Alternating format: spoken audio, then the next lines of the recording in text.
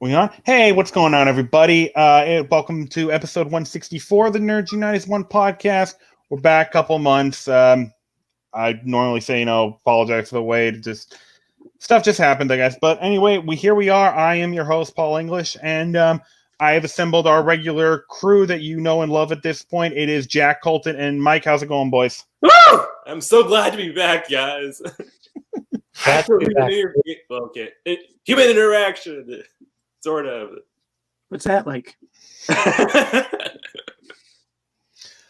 And for this exciting episode, we are going to be doing something that's kind of personal to us. Television, we grew up with a lot of great television in our lives, and we come from a generation where television can have just as much of an impact on the type of person you become as any other person or event in your life. So today we're going to be paying tribute to that by counting down the top three television shows that had the greatest impact on our life and shaped us into the sweaty nerds that we are today. Sweaty nerds in this show, we try to be gentlemen in real life to the best of our abilities. But what are these gentlemen you speak of? You know who I'm talking about. So let's get on with it, guys.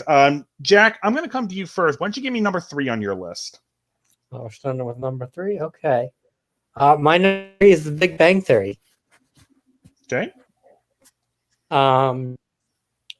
It was a good show. It taught me, it was okay to be a nerd. Collecting things was cool. Stuff like that. Yeah. All right. Mike, I'll come to you next. What's number 3 on your list? Number 3 on my list was probably Erie, Indiana. Now, that's a name I've not heard in a long time. Yeah. Only ran for it only ran for 2 seasons, like 1991 and 1992 on Fox. It was a Saturday morning, not a cartoon though, it was live action.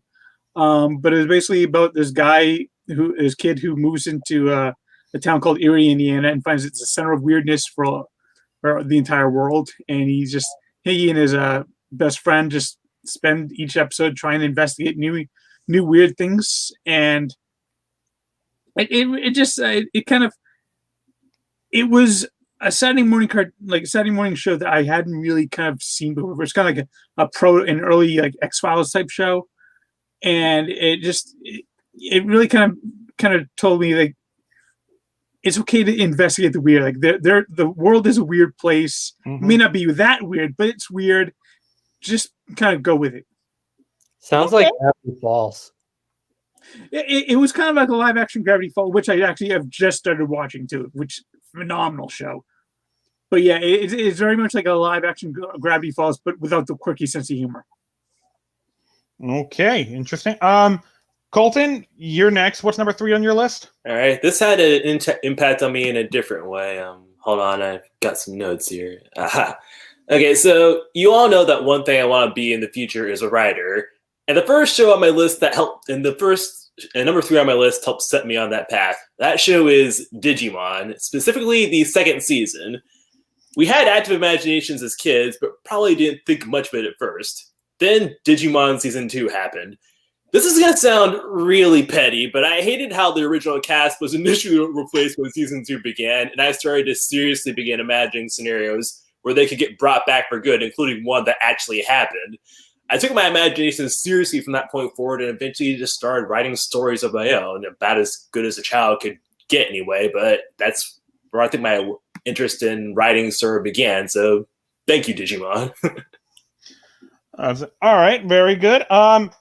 So number 3 on my list is a fellow anime show, Dragon Ball Z. Now, it wasn't my first anime that was Pokemon. That was my first exposure to anime, but Dragon Ball Z was really the show that got me hooked on anime, made me an anime fan, and it introduced me to this whole other genre of not just animation, but genre of storytelling. No American shows were telling stories like this with this level of intense action and situational comedy, that combination. And, it made me realize, there's a whole other world of great storytelling. And yeah, it made me aware of just how broad the world is. So thank you, Dragon Ball Z, for that, for exposing me to the world. All right. Jack, I'm coming back to you. What's number 2 on your list? My number 2 is Spider-Man the Animated Series. The 90s. Okay. This is what got me into Spider-Man, as you can see. This began my love of Spider-Man, started reading some of the Spider-Man comics, and this is where my love of Spidey began. Was that show with the great writing, great voice talent. Really interested. I'm glad I was born in the 90s. Yeah, me too. All right. How did it impact you personally? I could relate a lot to Spider-Man. I was bullied and stuff. Lonely, kind of like he was. But learning being good was important.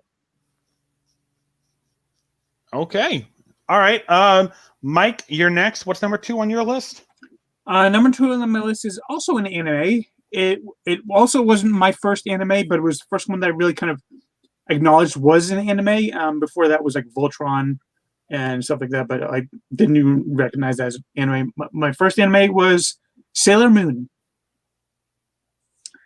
Yeah, I saw it on in the afternoon, like right before school, and sorry, I got a very noisy dog in the house. I mean, not only was it my first anime and kind of got me onto the path of like just loving anime, led me to Ranma 1/2 and Tenchi Muyo and stuff like that, and Dragon Ball Z. But it was also how I met my girlfriend, because we both got into a kind of an early play-by-email RPG based on Sailor Moon, and that's how we eventually met and got together, really. Very nice. Very nice. All right, Colton, what's number 2 on your list? All right, number 2 on my list is Supernatural. Heads up, I don't know if any of you guys watched that show, but no spoilers because I know it just ended. I only saw this episode. What, Jack? I only saw the Scooby-Doo episode. I actually didn't get that far, but anyway. Like Digimon, Supernatural also had a big impact on my development as a writer, but in a different way. So, fun fact, I write fan fiction, and Supernatural was the first show I ever made my fan fiction publicly available to be read on the site fanfiction.net. Everything about the lore, the characters, and action excited me, and I really wanted to not just write about it, but to see what others thought of my view of the show. I was pretty nervous when I posted my story to that site, but being a writer does involve getting and dealing with feedback. I'm not sure where I'd be right now if Supernatural had put me on that path, so thank you, Supernatural. Okay, very good. All right, so number 2 on my list is one of my I think might be one of the first television shows that I really was just a huge fan of, and that was Hercules: The Legendary Journeys. Now, I don't know if I bring this up too much on the show, but aside from superheroes and all that stuff, something else I truly love is history. I am a huge history buff, especially ancient Mediterranean history. I love ancient Greece, ancient Rome, the beginnings of Western civilization, everything that our American nation, the pillars that our American nation was founded on, began in those times, and this was my introduction to it. Yeah, the effects are kind of cheesy, even by today's standards, but phenomenal writing, stellar action sequences. I mean, Sam Raimi was the head executive producer of this, so it's going to be fun and a little campy. And then, of course, you got the preeminent Hercules in Kevin Sorbo. I love this show. And let's also face it, one of the greatest opening theme songs of all time. This really sparked my interest in ancient Greece, and it led me years later down a path that I'm on to being a professional history teacher. That's what I want to be with my life, and it began with this show. So this show really did give me a career. So thank you very much, Kevin Sorbo, Sam Raimi, and Hercules: The Legendary Journeys. Yeah, it's hard for me to watch that now because Kevin Sorbo is a lunatic. Lunatic might be pushing it, but definitely a right-wing extremist for sure. Yeah. All right. Yeah, I had to unfollow him on Facebook because of that. But anyway, number 1, Jack, you're up. Go for it. My number one is a 90s show that I'm sure you've all seen, otherwise you have failed. Batman, the animated series. What is this Batman Um, animated series you speak of? It has a vague ring to it. Can you elaborate, please? So this show is what got me into Batman. Was my introduction to Batman, but it was also my introduction into comics because of that I started reading the Batman Adventures, which was based on the television show. Which also led me to go into comic conventions to buy and comic book stores to buy those comics. So it started my love of Batman, my love of comics, my love of collecting comics. Thank you, Batman the Animated Series, and thank you, Kevin Conroy. Okay, how did it impact you personally? Like, how did it shape you? Well, it began my love, like I said, of Batman, which was shaped a huge part of my childhood into being a collector and getting me into the comic industry, wanting to be a voice actor and stuff like that. Okay, that's interesting. All right, then, Mike, you're next. What's number one on your list? I think. Whoa, that's weird. I think anyone that knows me knows exactly what I'm going to be saying. Could it be Mystery Science Theater 3000? I think it is. Yeah, that's what I was leaning towards. Yeah. Obviously, one of my favorite TV show of all time. It got me into. It really kind of kicked off my love of movies of all kind, not just bad movies, but all kinds of movies. And really, it shows me that you don't need a huge budget to make a really quality hit show. I mean, you can do a solid, as long as you can be entertaining, you can do it with any kind of fun, any kind of amount of money. So, it really kind of kicked off my love of movies in way more ways than one. Okay, then. Is that reboot series still going on? I know they ran for 2 seasons before Netflix canceled them, but I believe they are still looking for possibly other venues. Okay, Colton, you're next. Number 3 on your list. Number 1. I'm sorry. Number one on my list was very almost going to be Spider-Man the Animated Series, but then it lost out to another show that I would argue has the greatest theme song of all time. Go Power Rangers! Okay. Yes, Mighty Morphin Power Rangers to be exact. So to quote Captain America, for the longest time I just wanted to do what's right, and I think I can trace that back to Mighty Morphin Power Rangers. People often make fun of that season of the show for being hokey and two-dimensional, but honestly, seeing a show that featured the triumphs over evil, helping others, and in general just being a good person that made me feel good as a kid. And to date, I'm still trying to be, a straight-up goody two-shoes, because Mighty Morphin Power Rangers unironically showed that there is absolutely nothing wrong with that. So thank you, Power Rangers. The only real qualm I have with that is that they were not teenagers with attitudes. They had no sense of attitudes whatsoever. Yeah, you gotta go about 10 years after that in order to see the real teenager with attitude. Well, to be fair, the actual quote "teenagers with attitude" wasn't in the show, just the theme song. And the show proper was we're gonna call them five overbearing, over-emotional humans. In other words, attitude problems. So yeah. All right. All right. So number 1 on my list, and I'll give a quick honorable mention to Power Rangers. That gave me my love of superhero. But number 1 on my list, it couldn't be anything else. It's Star Trek. Now, Star Trek has been playing in my house for as long as I can remember. My mother and my father, especially my dad, are massive friggin' Star Trek fans, and every single night from the 90s onward, there was an episode of Star Trek on, whether it was TNG, DS9, or Voyager. So I was always exposed to it. In fact, one of my first theater experiences was going to see the 8th one in theaters when I was 6. But it wasn't until I was 14, 15 that I really started to get into it when it was on Spike TV, the old Spike TV, now Paramount Network.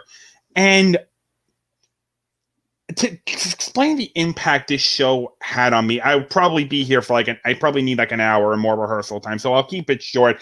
What it taught me to do was it taught me how to be open-minded. It taught me how to ask questions, but it also taught me how to be respectful and tolerant to people of not just other opinion, but other races, other orientation. It taught me to be respectful to people who are different, and it did it without being overly preachy and in your face like so many goddamn shows are today, where they're just so in your face saying white people are evil. Like, shut the fuck up. Star Trek did not do, and it's part of the reason I don't watch TV anymore, but Star Trek did that in balance. It taught people to be respectful and tolerant, but it never got in your face about it. Combine that with incredible writing, memorable characters, and you have the hallmark for everything that good science fiction is supposed to be. It not only supposed to entertain you, but it also makes you, question your own condition, helps you to evolve as a person. And I can honestly say I would not be the person I am today if it wasn't for Star Trek. Yeah, I'm still learning. I got a long ways to go, but I do my best every day to live up to the ideals that this show taught me.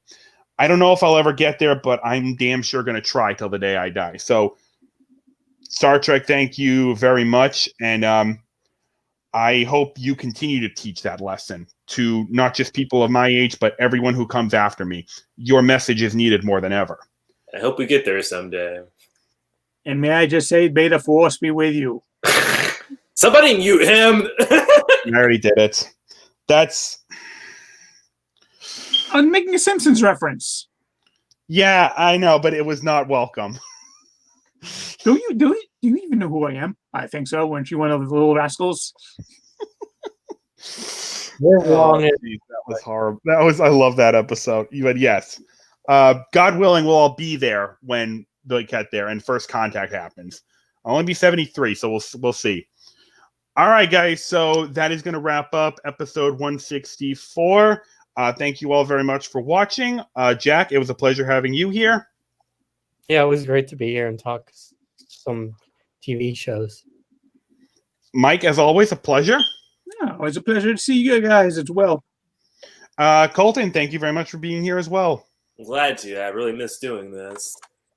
Indeed. Hopefully we can do more of them without having a 2-month break again.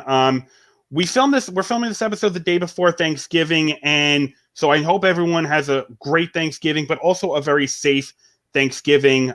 We try not to bring the real world into here, but if you've been watching the news, this COVID-19 stuff is getting out of control. Guys, be safe. Wear your mask if you're going outside, and a vaccine's coming. Just hang in there. I know it's rough, but hang in there. We'll get through this, and hopefully, we can, at least some of us can hang out in person again soon. So, and wash your hands. Yeah, wash your hands, wear your mask, all that.